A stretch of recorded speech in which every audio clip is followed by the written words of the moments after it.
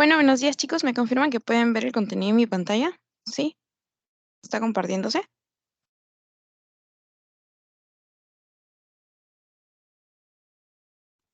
Por ahora no lo veo. Ahora, Ahora sí. listo. Bueno, y como me han contestado, pues probablemente también me escuchen súper bien. Entonces, genial. Les decía de que vamos a tratar de llevarnos los conceptos más importantes y luego vamos a proceder a dar el post-test. Número uno, vamos a realizar el tema de laboratorio microbiológico.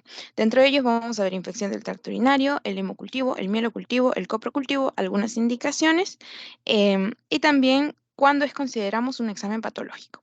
Hay que aprender a diferenciar entre lo fisiológico y lo patológico, como por ejemplo la proteína de Tamm-Horshalf, una proteína que se encuentra a nivel del urotelio, que es como una gelatina que va a, así como les comentaba en la sesión de enfermedad renal, que se encuentra adherida al urotelio y es como una gelatinita porque, por ejemplo, se encuentra a un leucocito, entonces lo atrapa y lo coagula y de pronto en la orina sale un cilindro leucocitario, por ejemplo, ¿no? Entonces, vamos a ir viendo las cositas que sí podemos encontrar y será normal entonces, si yo ya sé que puedo encontrar, de pronto encontrarme glóbulos rojos o acantocitos, por ejemplo, entonces yo ya voy pensando más o menos en una patología, ¿no? Porque yo ya sé cómo debería ser y cómo no debería ser la orina correctamente. Porque, por ejemplo, en el examen de orina, ¿no? El examen general de orina, o para hacer, por ejemplo, un urocultivo o hemocultivo, en el caso de cuando obtengamos la muestra por parte del examen de sangre, el líquido cefalorraquídeo, en el mielocultivo y coprocultivo, el examen de las heces. Y vamos a ir viendo qué patógenos podríamos encontrarnos también. Pero antes, iniciamos un poco con la... Uy, no cambia. Bueno, les he resumido esta sección de en quién es más frecuente, la epidemiología y esta parte, las vías y un poco de la clínica, se las he resumido con respecto a esto de la clínica en esta lámina, ¿ok? Para hacérselo más resumido.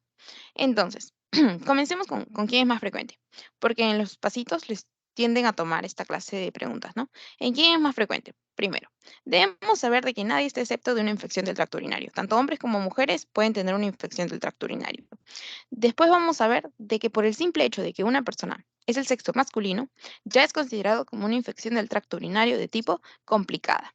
¿Ok? Mientras que para hablar que en las mujeres puede llegar a ser complicada, estaríamos en caso de embarazo. Ahí sí consideraríamos que una mujer es de tipo complicado. Pero entonces, tanto hombres como mujeres pueden tener infecciones del tracto urinario en cualquier edad de la vida. Es decir, recién nacidos, lactantes, después en el periodo en el que son infantes, luego adolescentes, en todos los periodos, hasta cuando alguien es adulto mayor. Pero hay picos en la vida en que uno puede tener a hacer más infecciones del tracto urinario, ¿no? Primero, entonces las infecciones del tracto urinario se presentan en todas las edades y sexo. Listo. Es más frecuente en mujeres y esto va a estar en relación justamente a una figurita que les pongo acá. Bueno, no se puede hacer más grande, creo. Pero en esta figurita, ¿qué es lo que me está mostrando básicamente? Que como pueden ver aquí, el sistema urinario, a nivel del varón, pueden ver la uretra y es mucho más larga, mientras que en la de la mujer es corta. Entonces, ¿qué es lo que va a pasar? ¿Por dónde creen que va a ser una, un acceso mucho más rápido y más sencillo justamente para unidades formadoras de colonias, para agentes patógenos, para todas estas bacterias o diferentes organismos, hongos, pues obviamente va a ser mucho más sencilla la colonización del tracto urinario femenino. Entonces, justamente por esta distancia, ¿no? Entonces, ¿en quién es más frecuente? ¿Quién es más vulnerable? La mujer. Entonces, ¿en qué otro momento también es aún el doble de vulnerabilidad en el sexo femenino? Al momento de pues que ésta inicia las relaciones sexuales, pues ustedes conocerán y ya están relacionados cuando vieron también anatomía y vieron las vías urinarias y vieron todo ello y vieron que justamente en el coito hay una penetración del órgano el órgano sexual masculino hacia justamente a una zona interna de la mujer, ¿no? Y entonces esto es justamente, mientras que en el órgano sexual, en el órgano reproductivo masculino, este se encuentra expuesto, este se encuentra hacia afuera, pero en la mujer está internalizado. ¿Ok? Entonces, el inicio de las relaciones sexuales y en el embarazo es mucho más frecuente en mujeres, ya les expliqué por qué. Y bueno, en el embarazo también va a estar en relación a una triada de éxtasis, en la cual también la mujer es más predisponente a justamente la colonización por parte de bacterias por la vía del tracto urinario. Después, ¿en quién más? En los varones, ¿cuándo va a ser frecuente? Va a ser más frecuente en los extremos de la vida, desde recién nacidos, es decir, cuando estos son muy, muy pequeñitos, porque ellos tienen que estar, bueno, los papás luego van a ver en pediatría, en neonatología, que usualmente están limpiando constantemente, dándoles baños todos los días porque son muy propensos a infecciones, sobre todo en las mujercitas que tienen que tener el correcto cuidado, ¿no? Y lavando constantemente los labios. Bueno, no constantemente, todos los días, ¿no? Parte del baño. ¿Y en quiénes más? A partir de la sexta década de la vida. ¿Por qué? Por justamente anormalidades o anomalías prostáticas propias justamente de la edad, a partir muchas veces hasta de los 50 años que empiezan a presentar estas alteraciones y problemas como los que probablemente algunos de sus familiares ya ha estado presentando en sus casas, ¿no? Con los problemas prostáticos, levantándose muy frecuente por las noches a ir al baño, tal vez sin haber estado ingiriendo tanta agua, presentan esta orina entrecortada u orina dificultosa, o pueden estar dejando este chorrito emposado en la taza del water, que es una pregunta semiológica muy frecuente, o hay algún problema con el chorro. Y bueno, ya, eso es más de medicina, pero ahora estamos como que viendo en quién es más frecuente. Listo, esto definido. Ahora, con respecto al mecanismo, ¿sí? ¿Alguien quería hacer una pregunta? Creo que no, ¿verdad? Bueno, igual, ustedes saben que son libres de preguntar en cualquier momento. Con respecto al mecanismo, van a ver de que van a encontrar diversas literaturas en las que van a decir, tenemos vía ascendente, hematógena linfática retrógrada, etcétera, muchas. Pero, como les había comentado en la figurita, ¿en quién creen ustedes que va a ser más frecuente? En la mujer, ¿ok? Y en el hombre, al igual que en la mujer, ¿qué es lo que va a ser más frecuente? Esto de aquí, que una bacteria venga, colonice, principalmente pueden venir por ejemplo, en la mujer, por el arrastre inadecuado al momento de la limpieza, no simplemente de atrás, atrás, bueno, ya saben cómo se limpian, chicas, sino que hay un arrastre, sobre todo en las niñitas, ¿no? Porque no saben muy bien cómo limpiarse, entonces hay un arrastre de la zona perineal. Desde la zona perineal va hacia adelante. ¿Y eso qué va a conllevar, no?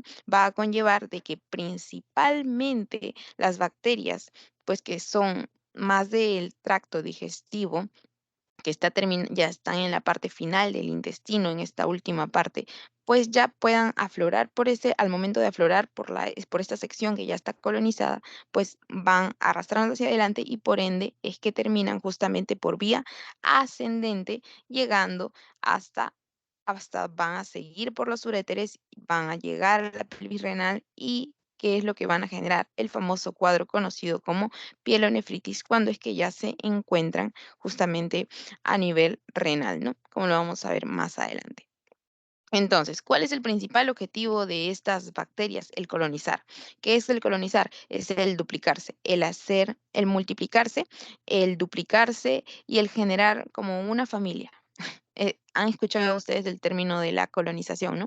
Ya, de igual forma, estas bacterias empiezan a duplicarse y empiezan a estar en mayor número y de ese modo empiezan a generar cuadros de bacteriuria que vamos a ver más adelante. Entonces, ¿qué buscan hacer estas? Ascender por las vías del tracto urinario. Y esto va a estar en relación a personas que presentan una uretra corta, como las personas del sexo femenino, también debido a la contaminación perivulvar y perirrectal, la cual ya les comentaba, y reflujo vésico ureteral. Esto también es un factor de riesgo muy, muy importante. Entonces, todos estos van a estar en relación justamente a el mecanismo de vía ascendente, que es el más frecuente en más de un 90%. Pero hay muchas otras, ¿no? Hematógena, linfática, retrógrada. Pero la ascendente es la más frecuente. Pregunta de pasito, acá hay dos preguntas de pasito y aquí también hay pregunta de pasito. Ahora, con respecto a las vías urinarias, van a haber vías urinarias altas y bajas. Y de acuerdo a cómo estas están distribuidas en nuestra anatomía, es que van a ser clasificadas como una infección del tracto urinario alto o una infección del tracto urinario de vías bajas. Una infección del tracto urinario alto va a estar en relación justamente como un tip, podría ser el hecho de que si ustedes trazan una línea aquí en los uréteres, hacia arriba van a estar las vías urinarias altas. Lo que ustedes encuentran en su anatomía mucho más alto, pues ahí van a encontrar las infecciones del tracto urinario alto, principalmente riñones. ¿Y cómo se llamaría o qué término acotaría una infección a nivel renal? Pues a esto llamaríamos una pielonefritis. Después, si trazamos esta misma línea hacia abajo, ¿qué órganos vamos a encontrar? Vamos a encontrar a la vejiga, a la uretra, a la próstata en los varones, ¿no? Entonces, ¿cómo se tenderían a llamar estas infecciones? Pues si afecta a la vejiga, una cistitis; si afecta a la uretra, pues sería una uretritis; y si es a la próstata, prostatitis. Entonces, es muy importante esta distribución anatómica, ya que de esta distribución va a depender también la clasificación. Y esta sería de acuerdo a la clasificación, justamente como les mostraba aquí, ¿no? Por la localización. Entonces, tanto las pielonefritis como la cistitis, las uretritis, las prostatitis, todas estas van a tener un cuadro distinto. Sin embargo, también pueden cruzar con sintomatología que puede ser general y en relación a todas, ¿no? Como por ejemplo el decaimiento, el malestar general; algunos pueden hacer cuadros de fiebre, dentro de otras que vamos a ir manifestando, ¿no? Hay algunas que pueden relacionarse, pero en realidad están como que más en cuadros generales, ¿no? Lo que se conoce como sintomatología general, que no es específica. Pero vamos a ver algunos datitos que sí nos pueden orientar más. Entonces, les había comentado cuál vendría a ser la tarea de estas bacterias al momento de llegar a esta vía. Una vez que ya han ascendido por el tracto urinario, les encanta la uretra corta, ya. ¿Y qué es lo que va a pasar? Van a empezar a colonizar. Eso sí les expliqué y hablamos de la colonización. Pero, ¿quiénes van a colonizar?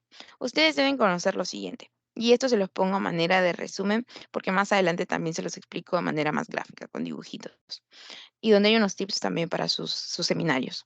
Entonces, ¿qué agente etiológico es el más frecuente? Ustedes se tienen que llevar en la mente ahorita de que el más frecuente, bueno, no, o sea, ahorita que se lo lleven, pero en general el más frecuente es Escherichia coli. Escherichia coli en un 85% a nivel comunitario y a nivel de pacientes hospitalizados también. Entonces, van a ver de que hay muchos otros, en general, en pacientes hospitalizados más graves, ¿no? Como gram negativos, por ejemplo, los que podemos encontrar por acá. Pero en agentes comunitarios, a pesar de que también podemos encontrar gram negativos a mayor frecuencia, Escherichia coli igual va a seguir encabezando el 85% de como agente etiológico más frecuente, al igual que en pacientes hospitalizados. O sea, que les pueden poner agente etiológico más frecuente en infección del tracto urinario a nivel comunitario, Escherichia coli; en pacientes hospitalizados, igual, Escherichia coli. Y entonces, ¿para qué mencionamos Escherichia coli? Porque ahorita van a ver algunas características de Escherichia coli. Sin embargo, mencionamos también aquí a otros agentes, pero estos otros agentes van a estar en relación a factores tanto intrínsecos como extrínsecos de la persona. Extrínsecos, como en qué medio se encuentran. Es decir, de que si se encuentran en un ambiente hospitalario, obviamente, y si se encuentran sondados, entonces vamos a ver, por ejemplo, entonces, dependiendo de esas características extrínsecas e intrínsecas de la persona, es que nosotros podemos decir, es un paciente que está sondado. Entonces, ¿en qué agentes puedo pensar? Pero si es un agente sondado y con factores intrínsecos, como que es frecuente que forme litos, por ejemplo, Proteus, Klebsiella, son formadores de cálculos. Después, si es un paciente que está sondado, también puedo pensar en esto. Si es un paciente anciano, también puedo pensar en Proteus, en Klebsiella. Ahora, si son personas, por ejemplo, activas sexualmente, yo puedo pensar más en un Staphylococcus. Sin embargo, yo ya sé cuál puede ser el más frecuente, ¿no? Pero ustedes saben quién también puede estar en su diferencial de acuerdo a las características de la persona. Entonces, una característica intrínseca de la persona sería pues de que esta sea una persona sexualmente activa. Después, personas inmunodeprimidas, como por ejemplo en SIDA, en los trasplantados, ¿no? Podemos pensar también en estos agentes. A otro agente que le encanta a las personas inmunodeprimidas vendrían a ser a los hongos, como por ejemplo Cándida. Entonces, miren en quiénes los podemos encontrar. Diabetes mellitus, inmunodeprimido; aquellos que han sufrido instrumentación, como por ejemplo cirugías, pacientes posoperados, en trasplantados también. En todos estos podemos pensar entonces de acuerdo ante los factores de este paciente en un agente determinado. Y recordemos que en sí el método que va a determinarme qué agente específico es, cuál es el agente etiológico de mi patología, vendría a ser el urocultivo, en esta primera sección que estamos revisando. Estafilococcus aureus también muy frecuentemente en pacientes sondados. En embarazadas hay Gardnerella, por ejemplo, si ustedes lo encuentran, ya tienen que reportarlo porque esto puede inducir justamente a la inducción del parto prematuro. Entonces, esos son datitos que nos van a ir siendo relevantes al momento de la práctica. Aquí les pongo justamente lo que hemos mencionado, esto en relación al Proteus, la Klebsiella en relación a productores de ureasa y también a litos, Staphylococcus aureus. ¿Qué vía le encanta colonizar el Staphylococcus aureus? Llegar justamente a la vía hematógena. Y habíamos mencionado pacientes cateterizados también, ¿no? Gardnerella, importante tener en cuenta en el embarazo, Mycoplasma hominis, también le encanta la vía hematógena. Recordemos, este es un hongo también y cándida también, ¿no? En pacientes inmunodeprimidos. Pero nuestra estrella el día de hoy vendría a ser Escherichia coli. ¿Y cuáles son algunos factores importantes que yo debo recordar en Escherichia coli? Número uno, que estos son como unos pequeños gusanitos o larvitas que van subiendo, justamente así como les decía, la principal vía es la perdón, la principal vía es la ascendente. Entonces, el ingreso se va a dar a través de la uretra, estos van ascendiendo, ¿no? Como la misma vía lo dice, es vía ascendente, va a querer llegar hasta dónde, hasta a nivel renal, que se encuentra en las vías urinarias a nivel alto, entonces, o también conocida como superior. Entonces, ¿qué es lo que va a pasar? ¿Cómo van a llegar? ¿Cómo van a poder movilizarse hasta arriba? Esto lo van a permitir a través de las adhesinas. Y este mecanismo va a darse a través de las fibras que les permite justamente el subir, el poder como trepar, escalar en el tracto urinario.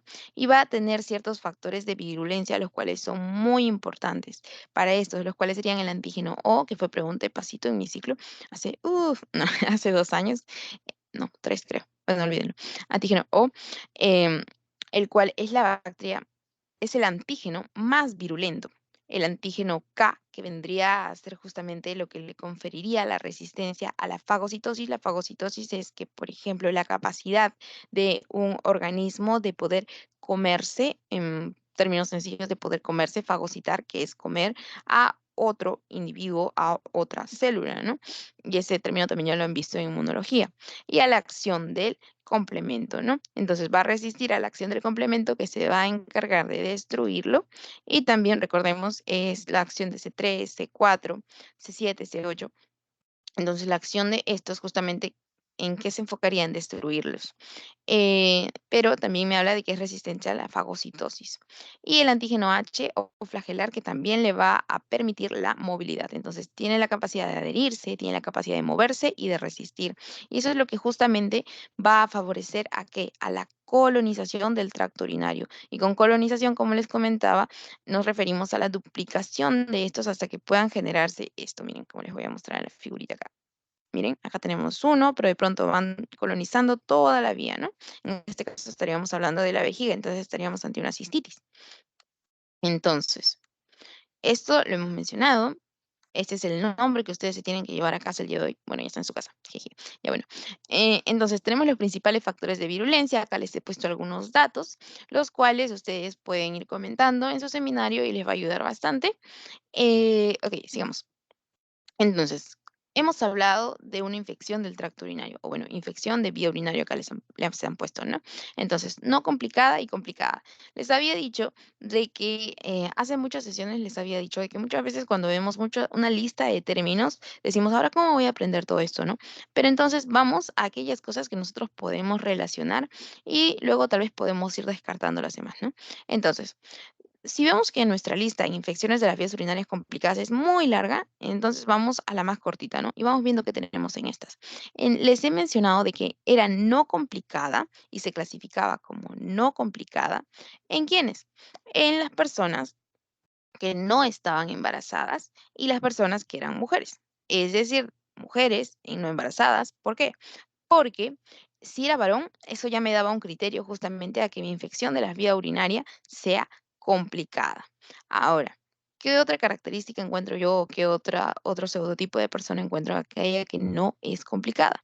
En personas jóvenes y sanas, obviamente que si esta persona no se encuentra inmunodeprimida, pues va a tener unas altas defensas y va a poder defenderse, va a poder establecer mecanismos mucho más resistentes ante las infecciones. Y no va a ser tan sencillo de que estas ya presenten decaimiento, fatiga o empiecen a presentar, por ejemplo, un mal estado general, ¿no? Después, ¿qué más?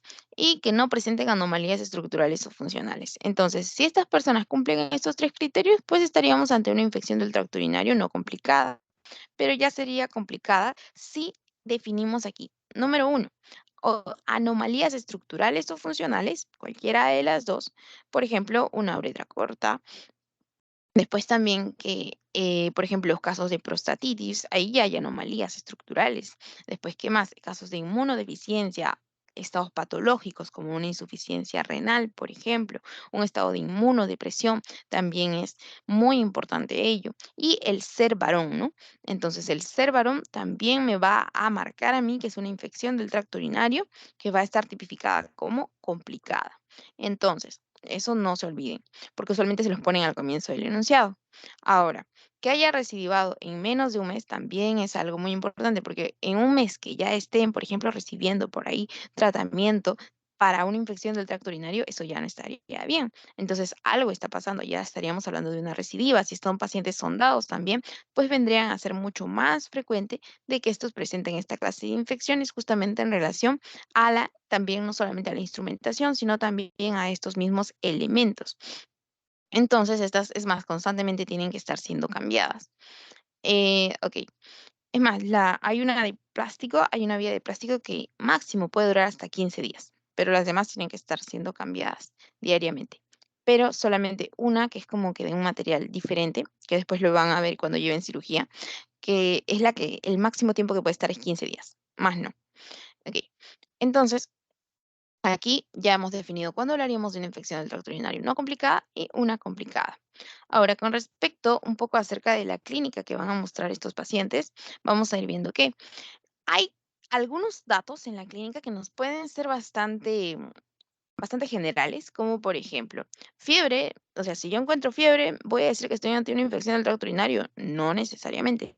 Si yo encuentro, por ejemplo, em, un decaimiento, voy a decirte que estoy ante una infección del tracto urinario, no necesariamente. Entonces, esto va a depender también del cuadro clínico de la persona, o sea, en acoplamiento de muchos otros datos. Entonces, ¿ante qué paciente me encuentro? Ante un recién nacido, ante un lactante, ante un preescolar, ante un escolar o ante un adulto mayor. Entonces, dependiendo de cada uno de estos, es importante que yo tenga en cuenta el contexto de la persona. ¿Cómo se vería reflejado más, por ejemplo, en un pequeño? Algo muy importante, pues, sería el retraso pondoestatural, como ustedes lo van a encontrar aquí, ¿no? Pero esto es algo que yo lo voy a ver mucho más a largo plazo, ¿no? No voy a decir que en un día se retrasó el crecimiento, sino más bien de que yo puedo ver el contexto de este. Por ahí, si es muy pequeño, yo puedo decir no quiere ir al colegio, se encuentra decaído, parece que está lleno de gases, se siente, ya no quiere jugar, ya no quiere comer, está triste. Entonces, por ejemplo, eso se ve en niños más pequeños, ¿no? Pero siendo más objetivos, así, si queremos ya darle términos, podemos encontrarnos con los siguientes signos, ¿no? Por ejemplo, si es un niñito, podríamos hablar hasta de una enuresis, ¿no? Que vendría a ser justamente el hecho de que como ya está presentando problemas con la continencia de la orina, puede estar mojando la cama. Y eso es el término que conocemos como, por acá es más, creo que se los ponen enuresis, ¿no? Ese terminito en etapa escolar. Porque como que todavía son más pequeños no controlan los esfínteres, pero ¿dónde se marca más? En la etapa escolar, ya obviamente ya controlan su orina, ya controlan la micción y es por ello de que ya pueden ir a la escuela, ¿no? Entonces, ¿qué es lo que pasaría? Es de que empezarían a sentir esta urgencia urinaria, que es que ya no pueden contener la orina y simplemente la dejan salir, ¿no? Y bueno, en el caso de los pequeños, no podríamos considerarlo tanto como enuresis porque justamente ellos están con el pañal, entonces no se vería como que tan reflejado, pero como más podemos verlos en los pequeños, en lactantes, preescolares, en los recién nacidos, podrían presentar fiebre, como les dije, el cual no es específico, podrían hacer hasta cuadros de diarrea, podrían sentir vómitos, y también podríamos ver en un escolar que también puede presentar esos tres que hemos mencionado en un recién nacido y en un preescolar, ¿no? La diarrea, la fiebre, el vómito. Entonces, ¿qué es lo que acoplaríamos en un escolar? El dolor abdominal. ¿Por qué? Porque ya se queja, porque ya te puede decir me duele aquí, me duele allá.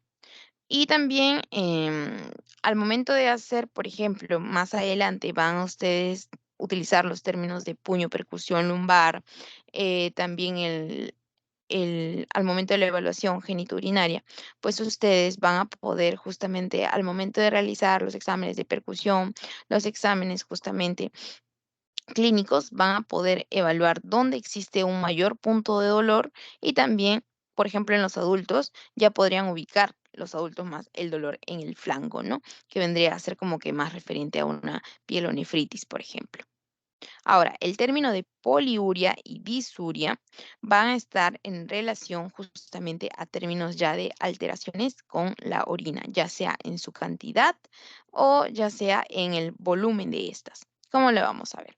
Entonces, cuando estábamos viendo el tema de enfermedad renal, estábamos definiendo los términos, ¿no? Y hay algunos aquí que ya hemos definido, como por ejemplo el término de poliuria, ¿no? Que vendría a ser justamente en el aumento en el número de las micciones, ¿no? Acuérdense de poli, mucho, bastante, y uria, orina.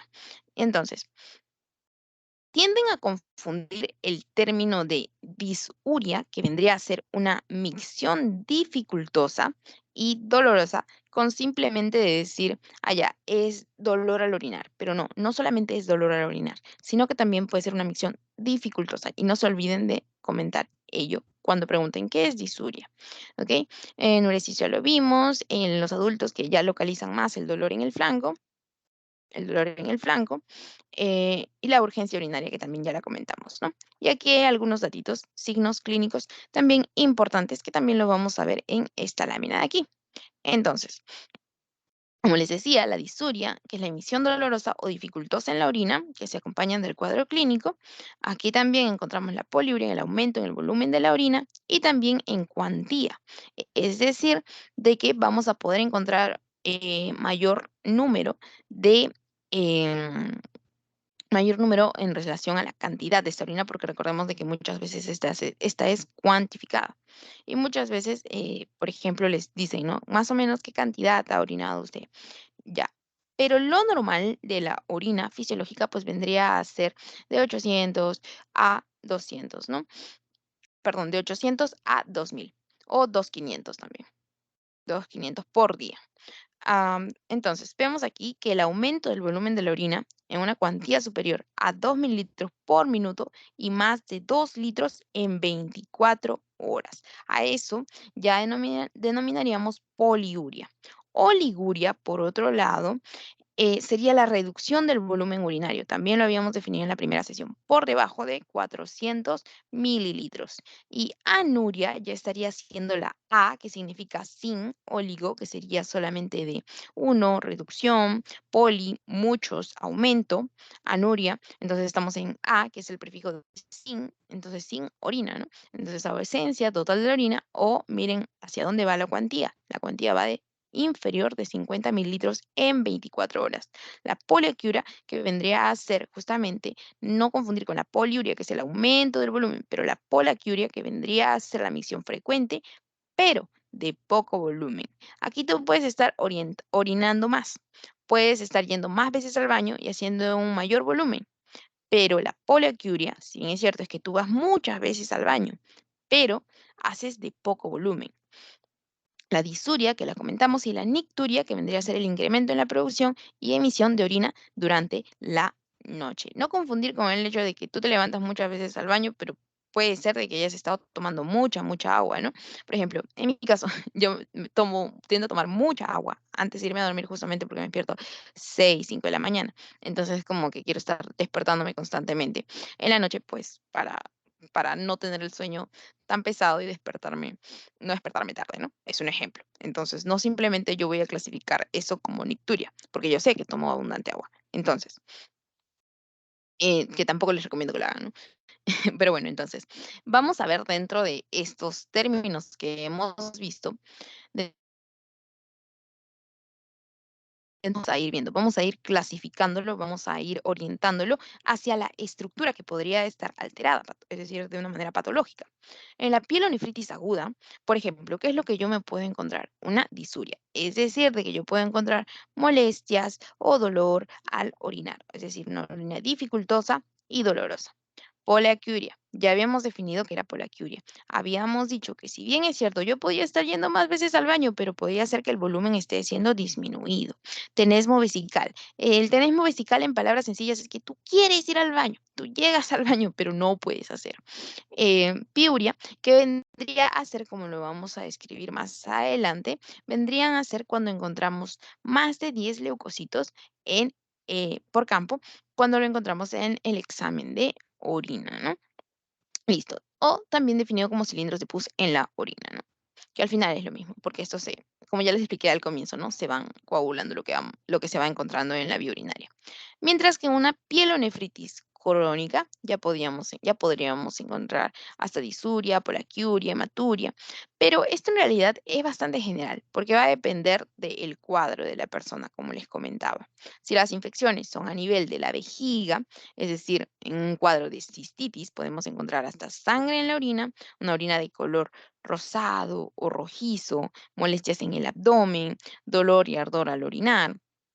También la orina con un olor fuerte, el orinar con frecuencia, el dolor durante las relaciones sexuales, el malestar general también de estas, ¿no? Entonces van a ver de que hay muchos cuadritos que ustedes pueden ir reconociendo de acuerdo al órgano afectado, ¿no? Recordemos que principalmente como clínica que les diría que recuerden sería una puño percusión lumbar dolorosa cuando estamos hablando de pielonefritis, ¿no? El dolor en el flanco típico, como lo pueden observar aquí. Es como que refieren y el paciente viene así cogiéndose la espalda y dice, la espalda baja, ¿no? Y dice, me duele alrededor de esta zona. Y entonces ustedes ya pueden, al momento de hacer el examen clínico, como que ya lo van relacionando este dolor en el flanco. Después, pueden presentar cuadros de fiebre, sí, fiebre alta, escalofríos, náuseas y vómitos, mientras que cuando es más baja la alteración, miren cómo va a estar aquí. Va a haber, cuando habíamos visto de que estaba en la vejiga la alteración, habíamos dicho la alteración en la coloración de la orina, ¿no? Entonces, como pueden ver aquí, el cambio de color o sangre en la orina, también por aquí, se los he puesto de manera gráfica para que no lo olviden, puede ser una orina color roja, rosa o parda, ¿no? Y el malestar, ¿dónde va a ser? Va a ser a nivel bajo, a nivel bajo. Mientras que aquí habíamos dicho que en el tracto urinario alto era más que todo en la región del flanco. Listo. Mientras que si estaba en la uretra, podían presentar el ardor al orinar, ¿no? Y la secreción purulenta que ya habíamos descrito hace un momento. Entonces, eh, con respecto a ya netamente cómo encontraríamos esta vía urinaria a nivel del laboratorio, vamos a ver algunos parámetros. Número uno sería mencionarte que el examen más importante o del valor más importante que yo tengo que ver vendría a ser si esta sería una bacteriuria significativa o una bacteriuria que no sería significativa, ¿no? Entonces, valores iguales o mayores a 1000 UFC, que significa unidades formadoras de colonia de orina emitida espontánea, entonces ahí yo ya puedo considerar una bacteriuria significativa, mayor o igual 100.000 unidades formadores de colonias. Y debemos mencionar entonces de que va a depender de mi paciente. ¿Es una mujer sintomática, un hombre sintomático o un paciente cateterizado? ¿En quién yo considero más de 100 unidades formadores de colonias? Eh, en una mujer sintomática, ahí es donde yo puedo considerar de que si esta persona tiene más de 100 unidades formadoras de colonias, yo estoy ante una bacteriuria significativa. Si tiene más de 1000 unidades formadoras de colonias, pues yo voy a estar ante un hombre sintomático. Y ahí yo puedo decirte que sí, estoy ante una bacteriuria significativa. Si yo tengo más de 100 unidades formadoras de colonia, al igual que en mujeres sintomáticas, pero en pacientes cateterizados, yo puedo hablar de una bacteriuria significativa. ¿Qué quiere decir? De que en mujeres sintomáticos y pacientes cateterizados me va a bastar con un examen que me muestre unidades formadoras de colonias de 10 al cuadrado para yo hablar de una bacteriuria significativa. Si está mi 10 al cubo, yo voy a hablar de que en un paciente varón sintomático, ahí yo puedo hablar de una bacteriuria significativa. ¿Ok? Recordemos que en todos estos los pacientes tienen síntomas, excepto estos pacientes cateterizados que justamente se baja la barrera, se baja la barra. ¿Por qué? porque ya es su factor de predisponencia a las infecciones. ¿Ok? Entonces, 10 a la 2 y 10 a la 3 es lo que debo recordar aquí. Ok. El diagnóstico de una infección del tracto urinario puede ser, miremos aquí, la barra es mucho más alta. ¿Cómo así la barra es mucho más alta? Porque yo les había dicho de que en mujeres era 10 a la 2 y en varones 10 a la 3, pero excepto en pacientes cateterizados que vuelve a ser 10 al cuadrado otra vez, ¿no? Bajamos la barra, habíamos dicho. Pero en esos pacientes son sintomáticos. Pero si es un paciente asintomático, que no me duele nada, que no presento ninguna molestia, ningún fastidio, entonces yo voy a estar ante una bacteriuria asintomática cuando estos presentan hasta una colonización de 10 a la quinta. Entonces pueden estar recolonizados, pero estos pacientes están asintomáticos. Entonces esta sería una bacteriuria asintomática, porque estos pacientes están colonizados, tienen sus unidades formadoras de colonias con 10 a la 5, pero yo aún así lo puedo diagnosticar como una infección del tracto urinario porque este número no es normal. Después, cuando se acompañan de sintomatología, pues ya podemos clasificar una cistitis simple cuando es de 10 al cuadrado, ya habíamos dicho bajo qué términos. En los varones serían sintomáticos cuando estos ya presentan de 10 al cubo, no como en las mujeres, que era 10 al cuadrado. Y el paciente portador de sonda vesical, que es 10 al cuadrado también. No olvidemos ello. ¿Ok? Listo. Otro valor que yo debo tener en cuenta, el de la piuria, que vendría a ser presencia de leucocitos en la orina. 10 leucocitos por milímetro cúbico o por campo en una muestra no fija, ¿no? Que vendrían a ser entonces la piuria, presencia de leucocitos en la orina. ¿Superior a qué número? Mayor de 10. Mayor o igual a 10. No es normal. Bacteriuria, entonces, este término de bacteria, por el prefijo y sufijo uria, orina, hablaríamos entonces de la presencia de bacterias en orina, ¿no? Y estas justamente vamos a tener que determinar más adelante de que estas se encuentren con características extrínsecas también, que yo pueda decir, ha sido tomada de una manera correcta, ha habido una recolección apropiada de la muestra. Número 2, ha sido rotulada correctamente. Número 3, ha sido transportada y refrigerada de manera, bueno, con las medidas oportunas, ¿no?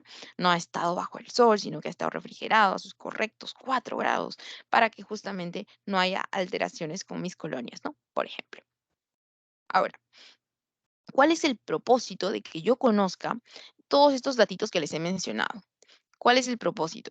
Pues el propósito vendría a ser de que al haber un agente colonizador dentro de ti, ¿qué es lo que busca? ¿Qué es lo que se busca en la medicina? Pues justamente que se deje de colonizar y lo que se busca es actuar de manera rápida. ¿Y cómo se actúa de manera rápida? Con un tratamiento antibiótico empírico. ¿Qué quiere decir eso? De que yo por la práctica ya sé más o menos qué puede estar afectando, qué organismo, qué agente etiológico puede estar afectando a mi paciente. Entonces yo le doy su tratamiento.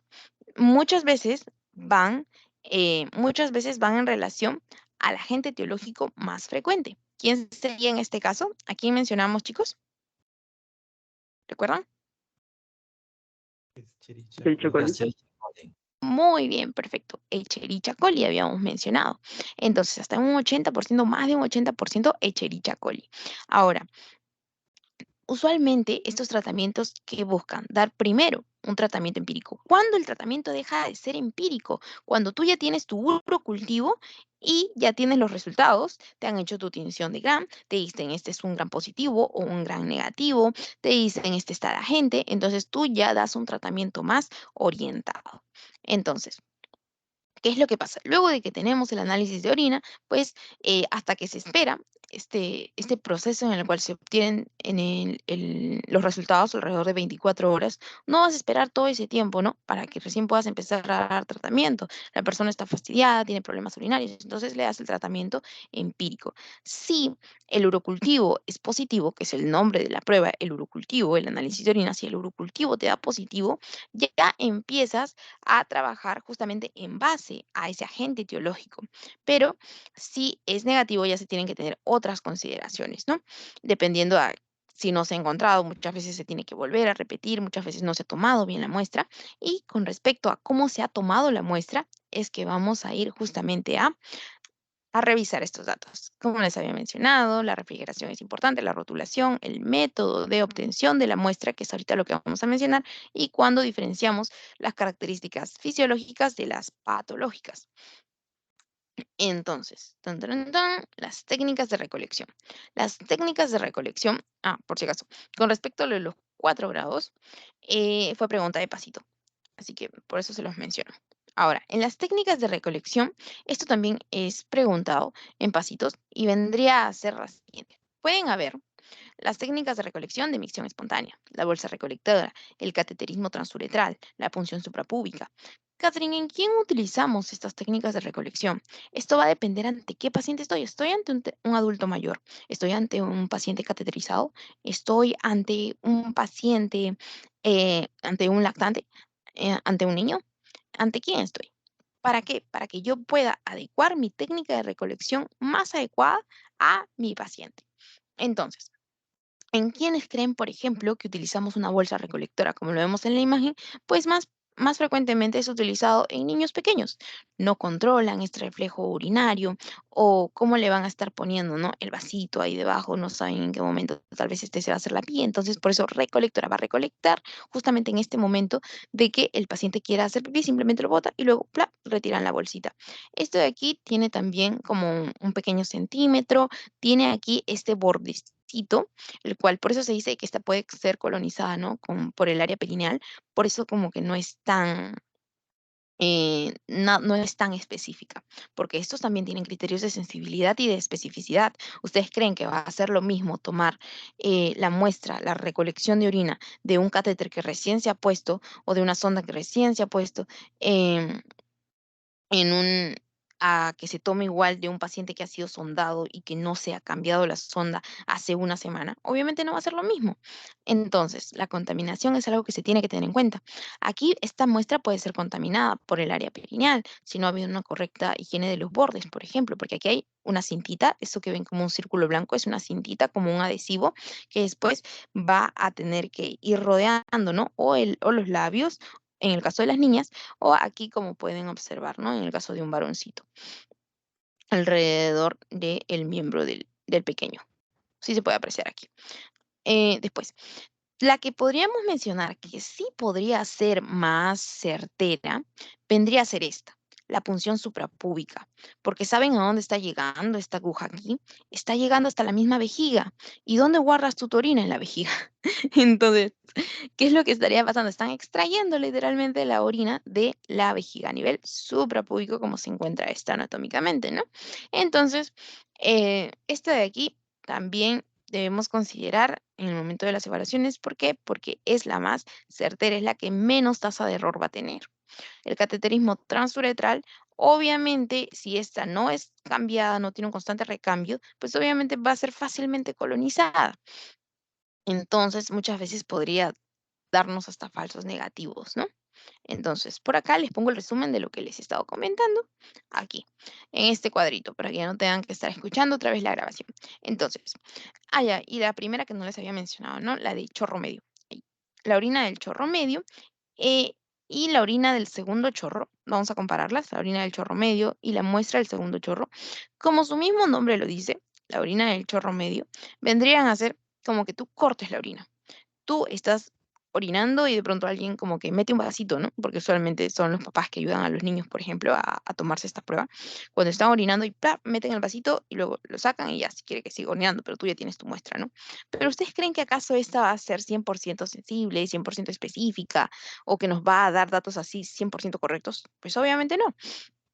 Obviamente van a haber ciertos parámetros que me van a estar diciendo de que, número uno, ¿has realizado una correcta limpieza de esta área?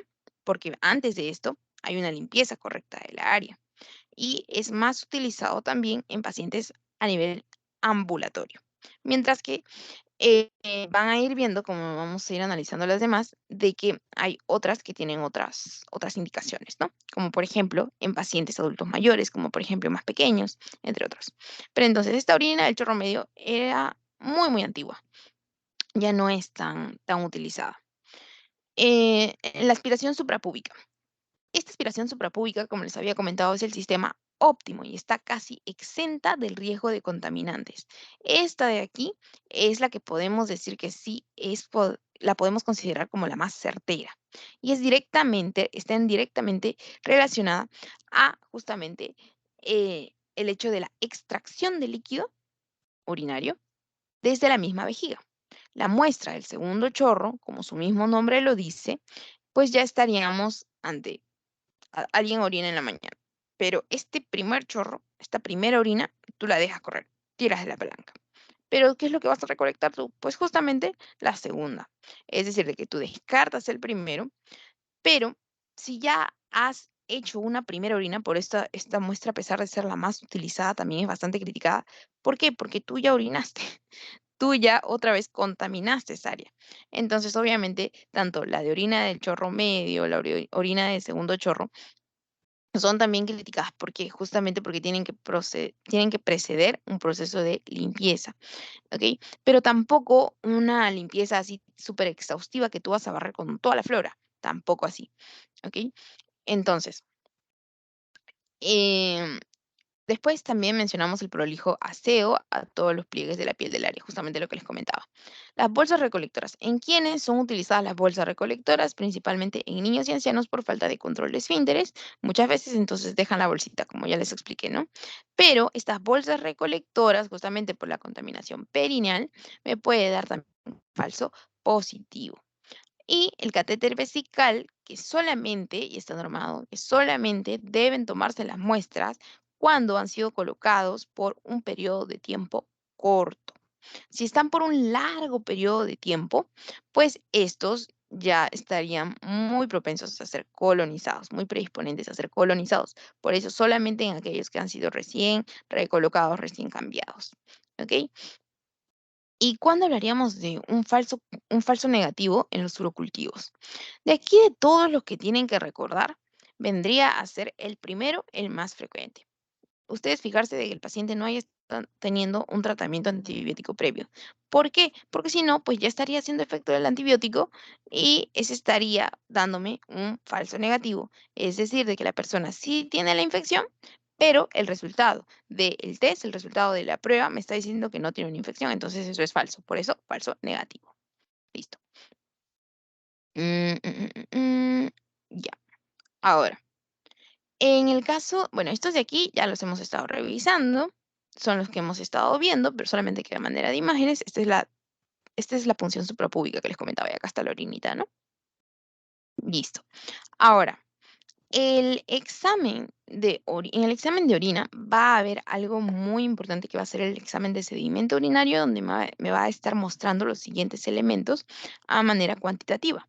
Los hematíes, los leucocitos, los cilindros, los cristales, ¿no? Entonces, ¿cómo vamos a encontrar esto? Si por acá les pongo un cuadrito. En este cuadrito resumen estábamos hablando todo lo que les he pasado hace un segundo.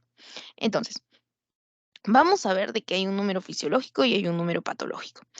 Entonces, hematíes va a ser lo normal de 0 a 2 por campo, hasta 3 por campo, lo normal.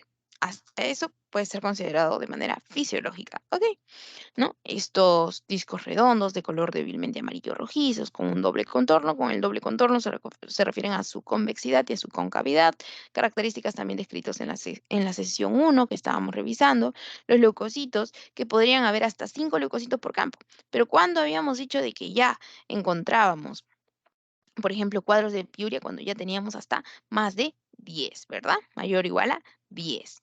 No lo olvidemos. Entonces, hasta 5 ya podemos decir que es normal. Cristales, los cristales van a ser, podemos encontrar cristales de urato diamónico, ácido úrico, oxalato de calcio, sulfato cálcico, entre otros, ¿no? Pero ya, eso de con respecto a los litos y la formación de todos estos, porque también son producto de estos elementos, eso es cuestión de otro tema, lo van a revisar más en medicina. Por aquí se van enfocando más en los hematíes, en los leucocitos, porque muchas veces me pueden estar traduciendo justamente alteraciones hasta de nivel renal. Los cilindros también que habíamos comentado en relación a la proteína de Tams-Horsalf, la cual también es esta proteína, no sé si la se menciona por acá, ya, es la principal constituyente de los cilindros urinarios y como les había dicho al comienzo, esta glicoproteína es de manera fisiológica que se encuentra a nivel del tracto urinario recubriendo el urotelio a manera justamente de una gelatinita que les comentaba, ¿no? ¿Y qué es lo que va a hacer? Va a coagular, es como que se coagula, coge y después sale por medio de la orina. Es como que se encuentran por las paredes en el urotelio del tracto urinario y de ahí, por ejemplo, va a encontrar un hematíe. Entonces, lo cogen, se coagulan y luego salen por la vía urinaria. Entonces, ¿cómo encontraríamos? Un cilindro hemático. De esa forma. Se encuentra, por ejemplo, em, si encuentra, por ejemplo, a ver qué otra alteración puede coger. Por ejemplo, algún cilindro graso también puede salir. Por ejemplo, si encuentra un glóbulo blanco, va a salir como un cilindro leucocitario. Y, por ejemplo, si encuentra también alguna, o sea, dependiendo del periodo en el que, dependiendo de la patología, el periodo de esta patología, puede presentarse en la orina y nosotros podemos pensar en más o menos esa patología, ¿no? Y eso también es revisado en temas para el ENAM, ¿no? En academias como CUEX, Viamedic, ¿no? Porque justamente es que va a depender de esta, la coagulación de esta, cuando coge esta, al elemento que esté saliendo por la vía urinaria y cómo se coagula, y al momento sale por la vía urinaria y yo puedo visualizar un cilindro hemático. Allá, yo puedo pensar que está habiendo un proceso inflamatorio. Como por ejemplo, ¿qué podría encontrar yo allá en un síndrome nefrítico? Por ejemplo, ¿no? Habíamos dicho itis, inflamación. Después, ¿qué más? Podría ser en un síndrome nefrótico, un cilindro graso o serio. En una pielonefritis podría encontrar un cilindro leucocitario o también en la glomerulonefritis. O podría encontrar yo también, bueno, muchos otros, ¿no? Que no son tan preguntados en sus seminarios ni en sus pasitos. Entonces, ¿cuál es la cuantía de esta proteína de Tamhorsal? Vendría a ser de 50 a 100 miligramos por día, ¿no? Entonces, ahora, por aquí les pongo algunos datitos que hemos estado mencionando con respecto, por ejemplo, a los leucocitos. Habíamos dicho patológico, más de 5 por campo. Habíamos dicho piuria cuando son más mayor o igual a 10 y están asociados a procesos de infección, inflamación. También, por ejemplo, en cuerpos extraños como sondas, litiasis, por catéteres, en los hematíes patológico, más de 2 a 3 por campo. Habíamos dicho máximo, pueden haber hasta 3. Pero si hay más de estos, ya podemos estar hablando de alteraciones que podrían ser de acuerdo a si estos son dismórficos o isomórficos. Si son isomórficos, iso igual, mórfico, forma de igual forma. O si son dismórficos, dis diferente o alterado y mórfico que vendría a ser por forma, ¿no? Entonces, cuando ya la forma se encuentra alterada, es decir, de que regresamos a nuestro tema uno, habíamos hablado de la barrera de filtración glomerular. ¿Dónde se encontraba esta? A nivel renal. Entonces, ¿qué era lo que pasaba? De que yo decía, esta barrera de filtración glomerular hacía justamente la retención como un retenedor, justamente para que no pasen proteínas, no pasen hematíes. Y de este modo, entonces yo puedo pensar y descartar y decir que si hay hematíes que están dismórficos, que pueden estar rotos, que pueden estar alterados en su forma, yo puedo pensar que han sufrido un paso traumático por la barrera de filtración glomerular. Entonces, ¿dónde estaría mi alteración? Ya no al nivel de la vía urinaria, sino más bien más arriba. ¿Y dónde sería esto? A nivel glomerular, el glomérulo renal. Entonces, si son isomórficos, de igual forma, yo ya puedo hablar de que la alteración está a nivel de la vía urinaria, como por ejemplo más frecuentemente a nivel de una infección, ¿no? Y los cilindros hialinos, que ya les expliqué la importancia de la proteína de Tam-Horsalf. Ok, listo, esto también ya lo comentamos. Ujú. Ahora, con respecto a los urocultivos, ¿qué es lo que tenemos que mencionar? Un examen muy importante también vendría a ser el examen de tinción de Gram, porque con este yo voy a poder decir, estoy ante un gran positivo o un gran negativo. Y a partir de estos yo voy a poder más o menos sacar, como lo podremos ver más adelante, mi diagnóstico bacteriológico, ¿no? A través de este. Entonces, em, y también algo que me olvidaba comentar, que ahora me acuerdo, es que en base a estos también va a ser muy importante para que yo pueda realizar, por ejemplo, mi antibiograma, ¿no? Porque también se va a dar de esta forma y de acuerdo a la formación de ciertos halos alrededor alrededor de las unidades formadoras de colonias y cómo van muriendo o reaccionando las bacterias de acuerdo a la exposición al medicamento que yo le estoy poniendo, ¿no? Y de acuerdo a cuánto se va formando el halo alrededor. Y eso se conoce como antibiograma, que es otro estudio, si quiero hacerlo más directo, ¿no? O en casos de resistencia. Entonces, si yo encuentro una tinción que puede ser así medio azulada, medio violácea, pues yo voy a estar ante un organismo gram positivo, ¿no? Y cuando tengo estos organismos que vendrían a ser más de un color rojo o rosado, estaría ante un gran negativo. Ok. Cuando alguien, ¿cómo lo relacionan para que no se olviden? Cuando alguien está molesto, es como que muchas veces se ponen rojos, iracundos, ¿no? Entonces, esa rubicundez facial, que están como que molestos. Ya, entonces están molestos, están enojados, están con rubicundez facial, están rojos, ya. Entonces, y son negativos, negativos. Pero cuando se ponen, y bueno, ya por el otro lado, buscan la relación opuesta, ¿no? Entonces, gran positivos es cuando ya están como que más vasodilatados. Entonces van a estar más azulados, ¿no? Ya, olviden esto. Entonces, esto es importante también para el momento de que ustedes revisan su pasito. ¿Por qué? Porque les van a poner que ustedes pongan Escherichia coli. ¿Es un gran negativo o un gran positivo? Escherichia coli es un gran negativo. Y al igual que todos estos, y ustedes tienen que recordar quién es un gran positivo, quién es un gran negativo por motivo de su pasito y para la vida en general, eh, van a también muchas veces mencionarles de casos en los que hay elementos que no crecen en unos medios de cultivo de rutina. Hay elementos que no van a crecer en 24 horas, hay algunos que les toma un poquito más. Y va a depender de ante qué medio están también. Por ejemplo, no crecen en medios de rutina. Por ejemplo, Mycobacterium tuberculosis, Neisseria gonorrhoeae, que crece en Taller Martin. Por aquí, Mycobacterium tuberculosis que crece en el Lowenstein Jensen, Neisseria gonorrhoeae en Taller Martin, o sea, que si los ponen en simplemente, por ejemplo, un agar-agar, no va a crecer. Entonces, no crece en medios de rutina. Por ejemplo, después también, ¿quién más? Aquí, Gardnerella vaginalis, que crece, que le gusta la sangre, ¿no? Agar human blood. Y no va a crecer en 24 horas, va a crecer en 48 horas. ¿Y cuál es su medio propicio? CO2, dióxido de carbono, ¿no? Requiere medios especiales y más de 24 horas. Entonces, no todos crecen de igual forma. Va a depender del tiempo y va a depender también del medio de cultivo. No olvidemos ello. No son uropatógenos, pero pueden aislarse de uretra y orina, como lactobacillus, que más va a estar en el tracto entérico, ¿no? Entonces, ¿en dónde crece? ¿En dónde crece Escherichia coli? ¿Cuál es su medio? El agar McConkey. Ese es su medio. Y esto de aquí va a estar en relación a lo que les comentaba, de que muchas veces la muestra puede llegar a contaminarse. Y si ustedes encuentran, por ejemplo, a más de 4 agentes etiológicos en una sola muestra, pues ustedes ya dudarían un poco de que esa muestra sea completamente, de que esté completamente, como decir, perennizada, sino que más bien pudo haber sido contaminada. Y lo de Gardnerella vaginalis, pues ya que se los había comentado, ¿no? Que puede inducir justamente parto prematuro. Ahora, eso es con respecto al urocultivo. No lo olviden. Ahora, con respecto al hemocultivo, que vendría a ser el segundo examen, dos cositas que tienen que recordar porque el tema más importante era urocultivo. Número uno, el hemocultivo, la cantidad. El examen es de sangre, como ustedes ya saben. Número uno, la cantidad. El volumen de la muestra es importante. Debería ser entre 10 a 20 mililitros, no más. No más, porque sacar más de manera rápida, de una manera no adecuada, a una velocidad no constante, sino más bien apresurada, pues obviamente puede conllevar a trastornos también en la circulación.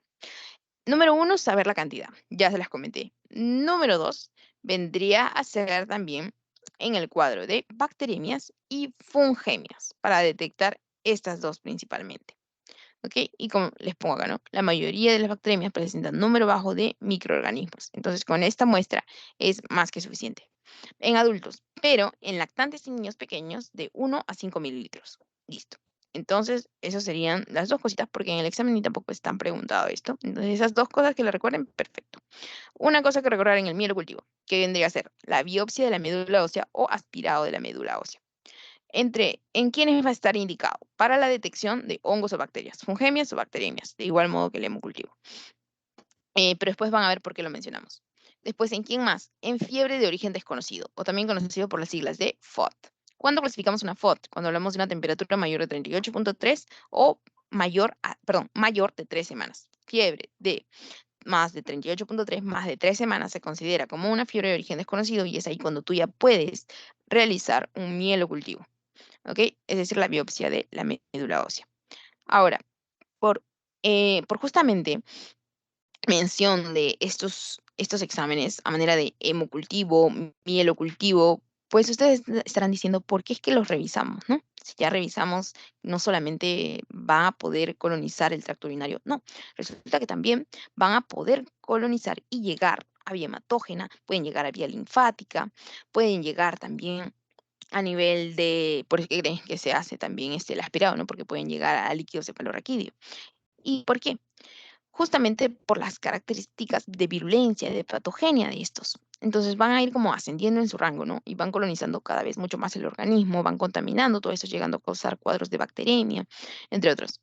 Pero hay un agente patológico muy, muy importante. ¿Por qué? Porque en la primera semana, a la Salmonella typhi la podemos encontrar a nivel de la sangre. En la segunda semana se va a escabullir al líquido cefalorraquídeo. Y en la tercera semana y en la cuarta semana lo vamos a tener a nivel del coprocultivo. ¿Qué quiere decir esto?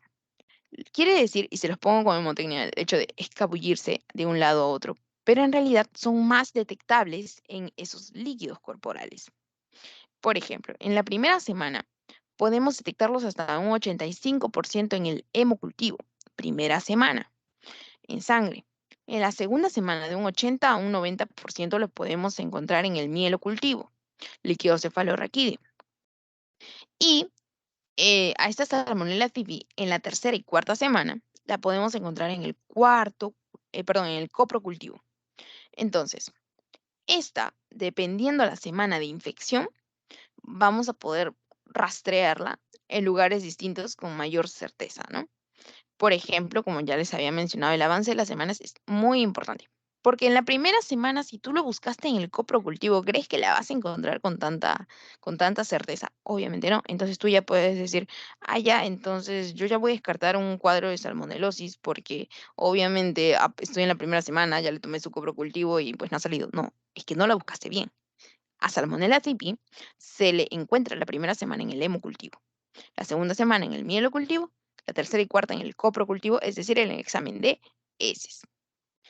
Ok, entonces, con respecto al hemocultivo, en el caso de Salmonella typhi vendría a ser el gol estándar. Y hay otra literatura que también menciona que el mielocultivo vendría a ser el más sensible y el más rentable, ¿no? Pero si no me equivoco, en la teoría les mencionan el hemocultivo. Ahora, por último, vendríamos a tocar el tema, porque les estoy dando los datos como que más precisos de cada tema.